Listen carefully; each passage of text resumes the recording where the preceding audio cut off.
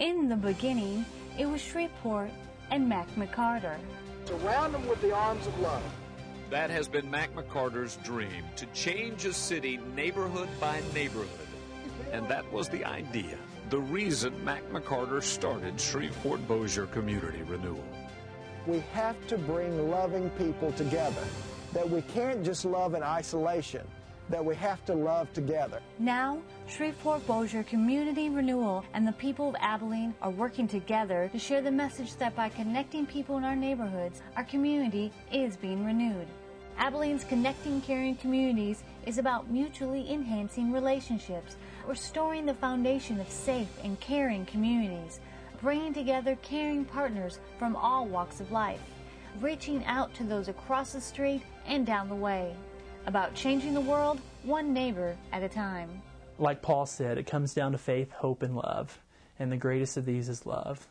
And loving is about getting out there and loving on people. Love is about interactions with people. And if we don't get love right, then we've got it all wrong. And I think CCC is getting love right. When I first learned about it a couple of years ago, I was the editor of the Abilene Reporter-News. And it's my view that CCC was something that was going to make a difference. It was obvious to me. We went to Shreveport and I saw a very, very simple concept work. Before I went to Shreveport, I was kind of a disbeliever, at least that skeptical journalist. But once I saw it in action, I saw that something so simple as kindness and friendship and reaching out to build a relationship truly could make a difference in our neighborhoods. The key concepts in making our strategies work is intentional acts of caring. We do that through our haven houses, where we enlist volunteers and then equip them to build relationships on the block where they live with their neighbors. And when they build relationships on their block, then it spreads to the neighborhood and then throughout the whole community. When Danielle and I first started walking, we discovered they were kind, generous people who want to do something to help others. It's been beautiful. It's about relating to people and building friendships that make a difference. They love. They just love. They'll come by. They'll just wave and smile. It's just about getting together and getting to know each other so that you're connected to someone right around where you live. It's not about large blocks of time, and it's not about what you have to give people. It's just about sharing yourself and getting to know people and letting them get to know you. We call it in the vernacular of renewal, mutually enhancing relationships. Not just giving so that I feel better, but giving and receiving the gifts that one another has. There's not enough words to tell every one of you how much you mean to our neighborhood. The kids and the people that have come to visit with us have meant so very much. My husband's not able to get out a lot of times, and just having somebody come by and check on him means more than you can say. There's a lot of areas in Abilene that need someone to make a commitment in the neighborhood. Someone has to take that first step. I'm sorry that I hadn't done this in other neighborhoods. Life is much richer when you know the people around you. Our other strategy is the caring team. We're trying to surface the caring people in Abilene because there's more caring people than there not.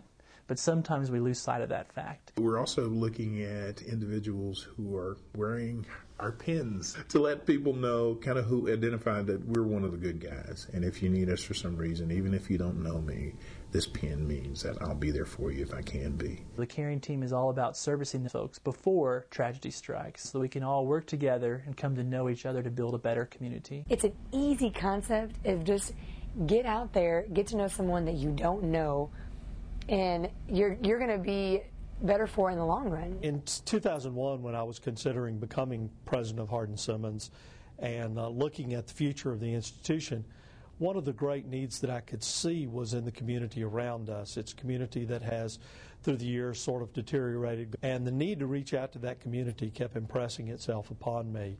Following the command of Christ, if you do it to the least of these, my brethren, you do it to me, we made the decision to make that one of the 6 initiatives for our 5-year plan to reach out to our community. It's a great lesson for our students to be able to see the institution actively doing things to impact the world around it. That's another link, and that's what we're wanting to do throughout the community, is figure out ways to safely link people in case there's a need, or just because it's a good thing to do, and it's the right thing to do. The third strategy is our friendship houses that are placed in vulnerable areas, and our staff live there to build relationships with and between the neighbors in a variety of ways. When I first got here, it was during the summertime.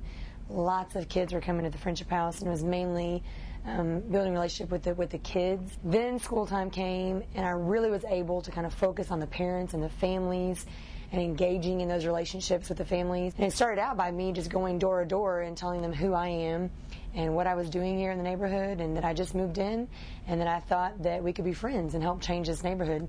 Kind of what Mac McCarter, how he started. What I first learned from the Friendship House is getting to know the people on your block. Like last year we had a Halloween festival, and me and my kids walked. We lived on Cypress then, and we walked and gave out flyers to just houses, that had kids. Or anybody could come, just to get to know the people in our community. That's what it's about, building a better place, building a community that's going to stay together. And it's just been small steps of getting to know people, inviting them to come over for dinner, going to their homes, having block parties, barbecues. Food is a good way to get to know people. And so really it's just been a family, kind of like a family business. It's just been a neat engagement of my family with their family and having them over in each other's homes and really building relationships with them. Like Mr. Jeremy, I haven't seen him in so long. He come to my house, where we lived. I thought no one would want to come over there, but he made his stuff at home, and it was because of my kids. My kids brought us together.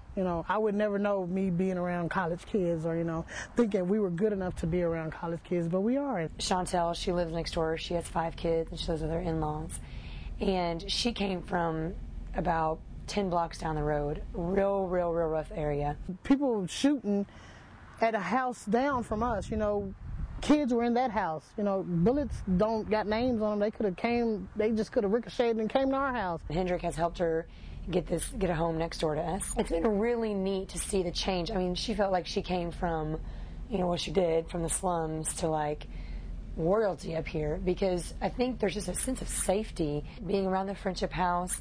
They know the Friendship House is being taken care of, and people in the neighborhood know that the Friendship House is taking care of either their kids or their aunts and uncles or their parents. And so there's kind of a joke that like the mafia is watching over the Friendship House. Other thing is that kids have been playing outside a whole lot more.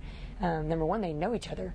They were always going in their homes, getting by the TV. All of a sudden now they're getting outside, playing with each other, borrowing each other's bikes. So that's been really neat to see. For me, the kids that came from the Friendship House that didn't know each other, now they're playing outside together. Ms. Stephanie said this isn't a free daycare. This is to teach your kids, about life, growing up. Like they got mock accounts at the bank.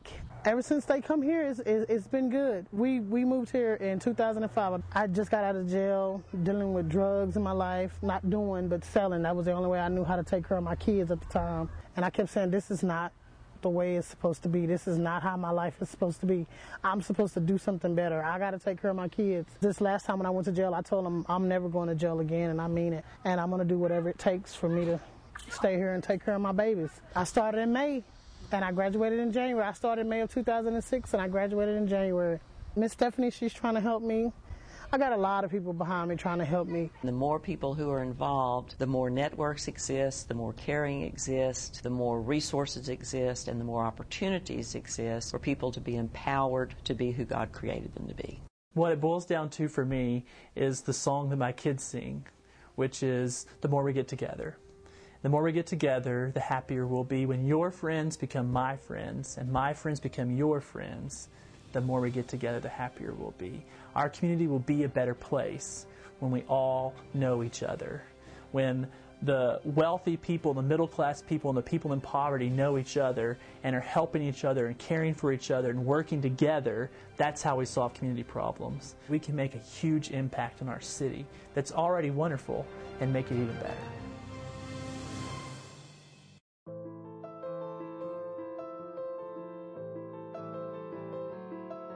Relationships, that's what it's going to be about forever.